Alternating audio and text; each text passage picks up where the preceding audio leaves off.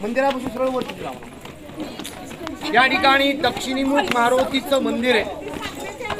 मूर्ती शिवकालीन मंदिर आत्ताच आहे। बाळांनो, आपल्या पंढरपूरला तर अनेक मारुतीची मंदिर आहेत, बरं चौकात आहेत, तुमच्या गावातले आहेत, तुमच्या तालुक्यातले आहेत, पण मारुतीच्या काही हातामध्ये गदा आहेत, काहींच्या डोंगर आहेत। या मारुतीच्या हातात तुम्हाला गदा दिसणार नाही, डोंगर दिसणार नाही, कमरेवर हात आणि आशीर्वाद देतो। आशीर्वाद देणारा मारुती पहा, लोकांना बल शक्ती ताकद निर्माण होणारा हा मारुती। म्हणून सर जाताना आपण ह्या मारुती दर्शन घ्यायचं पाठबळ म्हणून, शिवरायाकडे उतरून दर्शन करायचे। आपण जाताना 2च मिनिटाला नाही, इथून फक्त आत जायचं, जाताना दर्शन कर। इथून वरती छोटासा किल्ला बाल किल्ला लागला। बाले किल्ला नव्हे, बाल म्हणजे लहान। आता काय झालं, या आमदाराचा ह्या खासदाराचा तो बाले किल्ला झाला। बाल म्हणजे लहान, घरामध्ये माजगर ओटी पडवी। किल्ल्याच्या आतमध्ये छोटासा किल्ला बाल आहे। काही घरांना बाल किल्ले आहेत, काहींना नाही आहेत। असल्यामध्ये प्रतापगड, नसल्यामध्ये जवळ मकरंदगड, चंदरगड, ढवळे, कांगोरी असे काही पूर्वीच्या किल्ल्या गाडाच्या जवळ।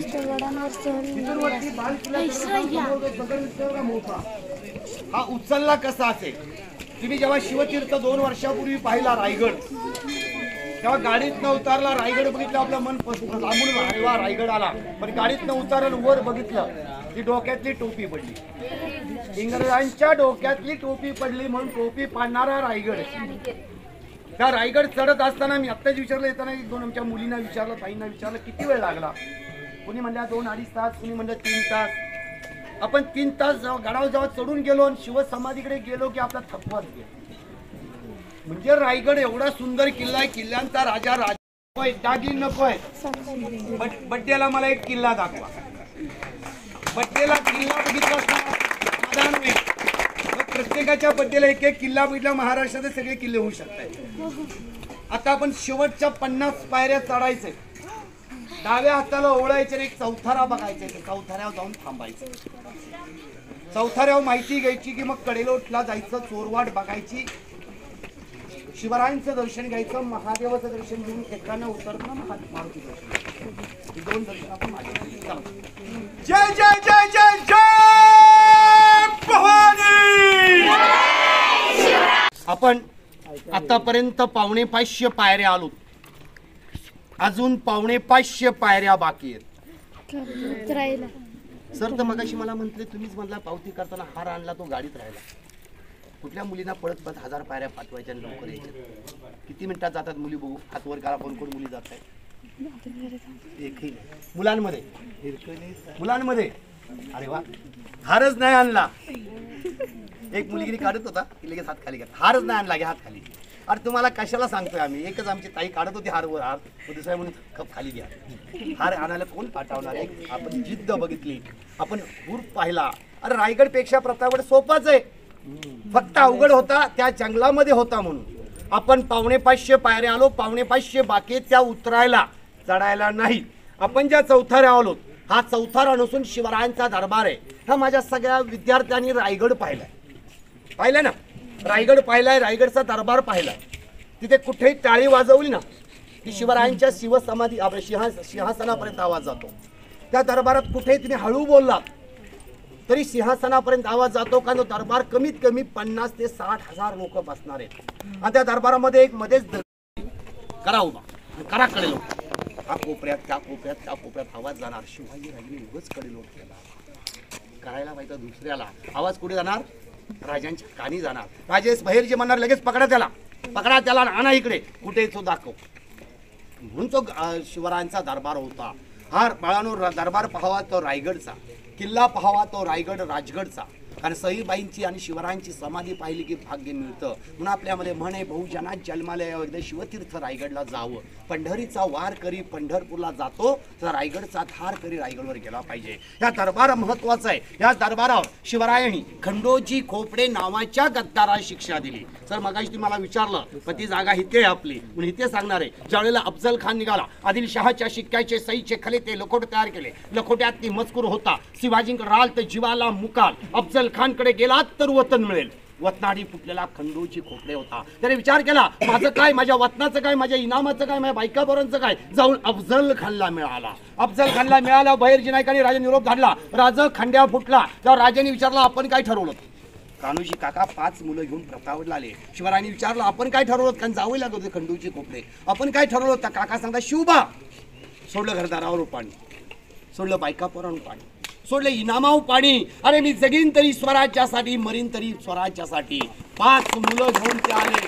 आणि शिवरायांनी सांगितलं, 5 मुलांपैकी 2 मुलं स्वराज, 3 मुलं स्वराज्यात द्या आणि 2 मुलं घरी पाठवा. कारण घरी शेती केली पाहिजे, कुळंबी पाहिजे. कुळंबी झाल्याशिवाय स्वराज्य घडणार नाही. तर शेती केली नाही तर खाणार काय. म्हणून जो शेतकऱ्या शेतात गेला तो कुळंबी झाला, लढाईवर गेला, मावळ्या झाला. आता बघा आपल्याकडे मिलिटरीमध्ये गेलं की नाईक सुभेदार असे पद लावतात. मग पुढचे पद काय म्हणतात, नाईक सुभेदार. पुढचं नाव असते असते विसरत जातो. एकूण त्याला आपण लाडाने दादा म्हणतो. नाव वेगळं असतं की पुढचं नाव होतं दादा.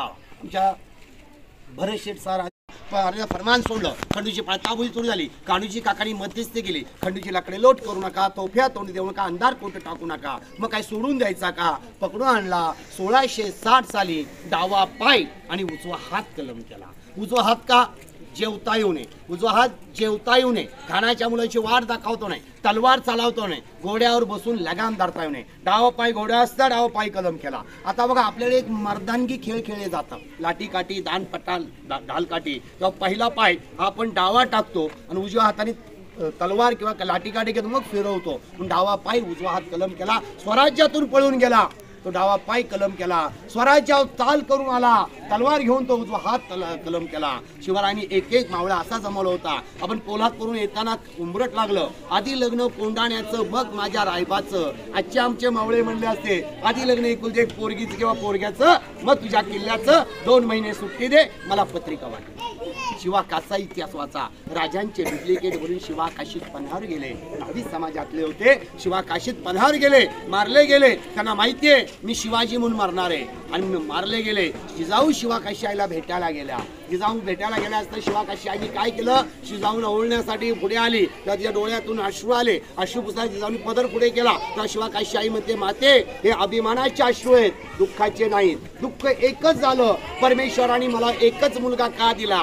पहिला दिला तो शिवाजी म्हणून मेला. दुसरा मेला असता तो शिवा काशी राहण्यासाठी मेला. म्हणजे अशी मावळे जन्माला आले म्हणून स्वराज्य घडलं. आता तुम्हाला माहितीये शिवराय जेव्हा आग्र्यातून सुटले, बाळ शंभू राजांना मागे ठेवून आले. राजे रायगडवर आले. जिजाऊन विचारलं, शिवबा आपण आलात पण शंभू राजे दिसत नाही. त्या शिवरायांच्या डोळ्यातून अश्रू आले. शिवराय जिजाऊंना सांगू लागले, मासाहेब संभाजी वारले, संभाजींचं 13वं घाला आलोय. बहिर्जी येसूबाईंना बोलवून घेतलं.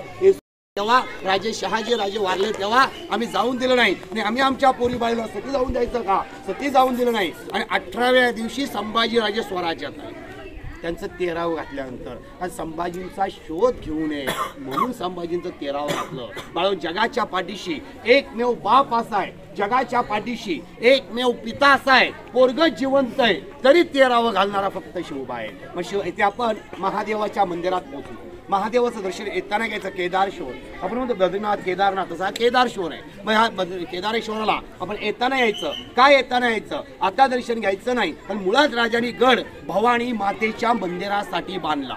भवानीचं मंदिर बांधताना जागा साफ केली, खोदकाम झालं, स्वयंभू निघालं, शंकराचं मंदिर बांधलं. राजे प्रत्येक लढाईवर प्रत्येक संकटावर दर्शन करून जायचे, मागणी मागायचे. हे महादेवा माझ्या मावळ्यांना आशीर्वाद दे, लढण्याची ताकद दे. बाळांनो आपण जाताना दर्शन करू, मागणी मागू. अंधार होत चालला दिवा पाहिजे, अंधार होत चालला दिवा पाहिजे. पुन्हा माझ्या मायभूमीला जिजाऊंचा शिवबा पाहिजे. हे महादेवा एक दे, नको तानाजी, नको येसाजी, नको बाजी. अखंड हिंदुस्थानला गरज आहे की पहिली जिजाऊ दे मग शिवबा दे. आज आमची जिजाऊ झाली, त्यांनी मुला मुलींच्या हातात काय दिली पाहिजे, तलवार. काय दिली पाहिजे मॅडम, दंगली करायला होता का, वही पेन द्या, कलम दिला पाहिजे. तलवारी नकोय. तलवारी घेऊन दंगली करण्यापेक्षा वही पेन घेऊन अभ्यास करू. बाळांनो जगातले 120 देश शिवरायावर अभ्यास करताय. म्हणून मगाशी मी तुम्हाला पुस्तकाच्या दुकानापाशी आपण जाताना एकतरी प्रत्येक मुलीच्या हातात पुस्तक दिसलं पाहिजे. तर खऱ्या अर्थाने जिजाऊंच्या लेकी झाला, खऱ्या अर्थाने मावळे झाला. मोठं नाही पण छोटं घ्या, पण एक एक पुस्तक जाताना तिथून घेऊन जा. ठीक आहे, मला पुस्तकाला कमिशन देत किंवा माझी पुस्तकं नाही, पण जाताना आले केल्या दरवाजे शत्रू लढत असतो, मागून मारणार. आपण आता चालणार आहोत, ते फांजीवरून चालणार आहोत. दिसणार आहेत त्या जंग्या. मगाशी मला एक मुलग्याने परत विचारलं येऊन, मला सर त्या जंग्यांच्या मध्ये लाल माती आले. कुठल्या एका मुलाने, तुम्ही मंदिरात गेला की त्याने मला विचारलं, त्यातून एक लाल माती आले. काय झाले, काही जंग्या पॅक झाल्या होत्या, मग त्या निघत नव्हत्या म्हणून प्रेशरने पाणी मारून आज पोखरून आपण त्याला काढल्या, म्हणून त्याची लाल लहर दिसते त्यावरती. विचारल्या मुलाला, आता आपण ते सांगितलंच होतं. तटबंदी बघताना आपण मी थांबणार आहे, शिट्टी वाजली की जागेवर थांबायचे, ब्रेक लावायचे. मग आपण जिल्हा बदली कसा होतो तो सांगणार आहे. फक्त थोडे जवळ सगळ्यांनी थांबा, एवढा लांबपर्यंत आवाज पोहोचणार नाही माझा. आज आपण स्पीकर आणला नाही, आणि स्पीकर आणला असा आवाज लांबपर्यंत पोहोचला असता. चला पुढे.